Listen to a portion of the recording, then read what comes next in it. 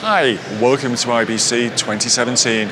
I'm Joe O'Halloran, Editor-in-Chief of Rapid TV News, and I'm here with Matt Alheim, VP of Sales of United Teleport.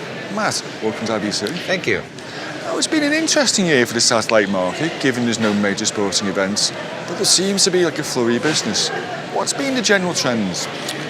For us, the real trend has been emerging what used to be considered Tier 3 broadcast networks, moving up into different positions in the market with the access of new emerging platforms, IP platforms, even more aggressive direct-to-home satellite platforms, and the willingness for head-ends and cable providers to take lower-end channels on a temporary basis. So you mentioned all that. What's been the really key vertical industries driving the satellite industry? You know, really, the integration between the IP world and the satellite world. Satellite still offers the most competitive one-to-many solution. However, those contribution of those channels still needs to come through a teleporter facility like us. So between that and the emergence and launch of Apple TV and Amazon Skinny TV services, the driver really seems to be pulling at more contribution, more channels from more places, and then in more variety. So international channels, ethnic channels, outside of the standard entertainment channels. There really seems to be a demand for that on a contribution standpoint, and then in turn, those channels looking to now be distributed in multiple platforms. So what does that mean in terms of buying capacity? Are there any challenges for the industry? Yeah, the traditional models of capacity have shifted from buy a transponder and you're going to sign a 5-year contract, 3-year contract, to now there's definitely more of a drive and a demand for pay-as-you-go, for shorter-term contracts, for up and down growth, so that providers as well as the channel owners are not committing to such a long-term on the capacity in such a volatile market when they don't know where they're going to be 2 years from now, let alone 6 months from now. Absolutely. You mentioned here the teleport industry itself. What's going to be happening in the teleport market from now into the next 6 months to 12 months, if we can make a prediction?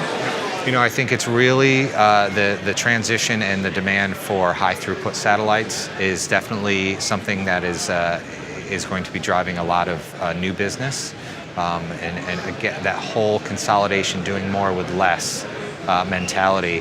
The other thing is footprints. We've seen on the satellite market, there used to be a more defined footprints in smaller areas, and now we're seeing more and more satellites. For instance, in the Americas, it used to be you'd have a North American satellite and a South American satellite, and now more and more satellites are covering both continents and doing efforts with the cable providers to get penetration in both markets.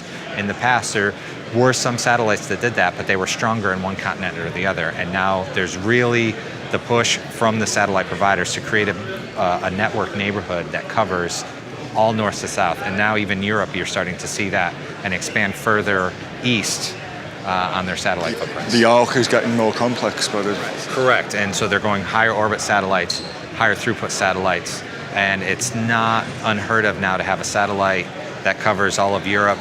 And it used to be you get North Africa as well, and now they're cooking all of Europe and all the way into Africa.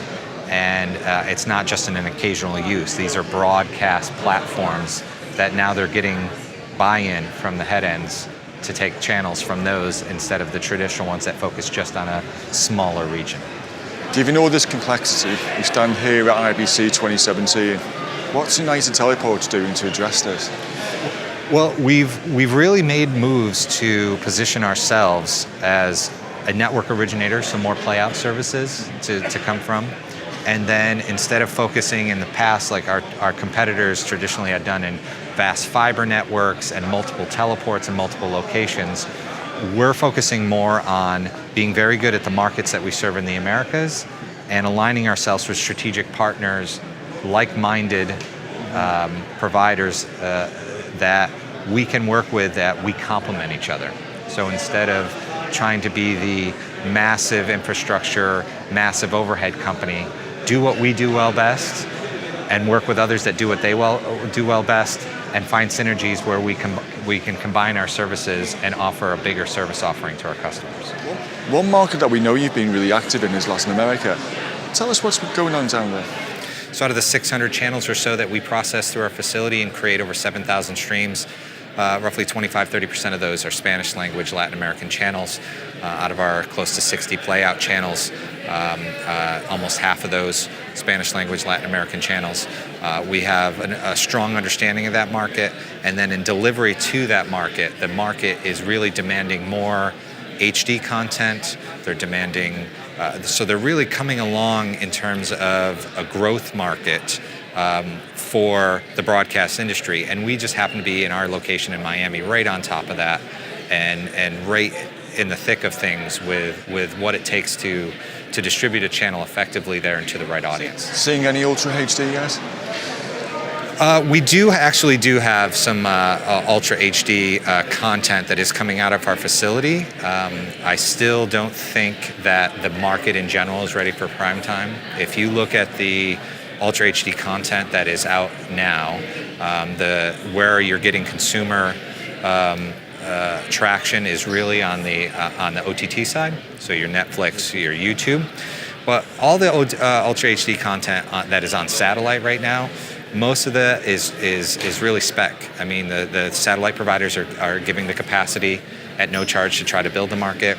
It's similar in a sense to the way 3D was several years ago, although 3D had other challenges as why it didn't take off.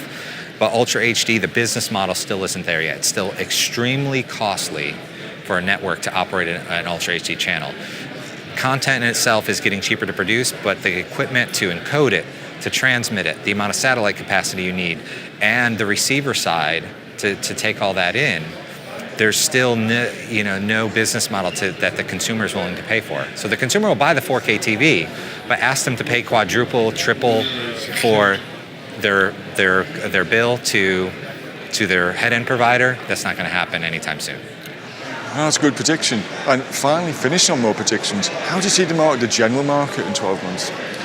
I think you'll continue to see more consolidation. You'll continue to see more convergence between and a blurring of the lines between OTT and traditional transmission, whether it be satellite, whether it be fiber.